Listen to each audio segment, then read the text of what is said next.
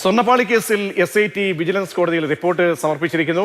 1998-ൽ പൊതിഞ്ഞ അളവിലുള്ള സ്വർണം 2019-ലും പൂശിയോ എന്ന റിപ്പോർട്ടിൽ വ്യക്തമാകും. VSCCയിൽ നടന്ന റിപ്പോർട്ടാണ് കൊല്ലം വിജിലൻസ് കോടതിയിൽ സമർപ്പിച്ചത് എന്ന പുതിയ വിവരങ്ങളാണ് പുറത്തേക്ക് വരുന്നത്.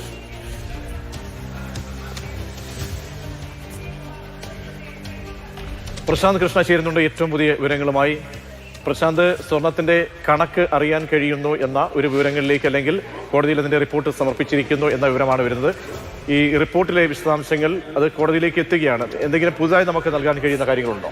സീൽ ചെയ്ത കവറിലാണ് കൊല്ലം വിജിലൻസ് കോടതിയിൽ ഈ പ്രത്യേക അന്വേഷണ സംഘം ഈ റിപ്പോർട്ട് നൽകിയിരിക്കുന്നത്. പ്രധാനമായും പ്രതീക്ഷ 1998-ൽ ശബരിമലയിൽ വിജയ് മല്യ സ്വർണം പൊതിഞ്ഞ ഈ ദ്വാരപാലക ശില്പം അടക്കമുള്ള ഈ ഉരുപ്പടികൾ, അതിൻ്റെ സ്വർണത്തിൻ്റെ അളവ് തന്നെയാണോ ഈ ദ്വാരപാലക ശില്പത്തിലാണെങ്കിലും കട്ടളപ്പാളിയിലാണെങ്കിലും സ്വർണം പൂശിയിട്ടുള്ളത് എന്നത് സംബന്ധിച്ച ഈ സ്വർണത്തിൻ്റെ കണക്കടക്കമുള്ള വിവരങ്ങളാണ് ഈ സീൽ ചെയ്ത കവറിൽ നൽകിയിട്ടുള്ളത്. ഇതിന് പുറമെ ഈ എങ്ങനെയാണ്, അതായത് ഈ പാളിയിൽ ഒരു മാറ്റം വന്നിട്ടുണ്ടോ എന്നത് ഏറ്റവും പ്രധാനപ്പെട്ട കാര്യമാണ്. അത് സംബന്ധിച്ച വിശദീകരണങ്ങളും വിവരങ്ങളും കൂടി ഈ റിപ്പോർട്ടിൽ ഉൾപ്പെടുത്തിയിട്ടുണ്ട് എന്നാണ് മനസ്സിലാക്കുന്നത്. അതായത് ഈ ചെമ്പിലാണ് സ്വർണം പൂശിയത് 2019-ൽ. അപ്പോൾ സ്വർണം പൊതിഞ്ഞ ദ്വാരപാലക ശില്പത്തിൻ്റെ പാളിയാണെങ്കിലും കട്ടളപ്പാളിയാണെങ്കിലും അത് കൊണ്ടുപോയ ശേഷം അവിടെ ഉണ്ടായിരുന്ന ചെമ്പുപാളി തന്നെയാണോ അതോ മറ്റു പുതിയ പാളിയാണോ കൊണ്ടുവന്നിരിക്കുന്നത് എന്നത് സംബന്ധിച്ച വിവരങ്ങളും ഈ റിപ്പോർട്ടിൽ ഉണ്ടാകും. എന്തായാലും VSSC ഇത് സംബന്ധിച്ച ഈ ദ്വാരപാലക ശില്പത്തിൻ്റെ പാളിയുടെയും കട്ടളപ്പാളിയുടെയും എല്ലാം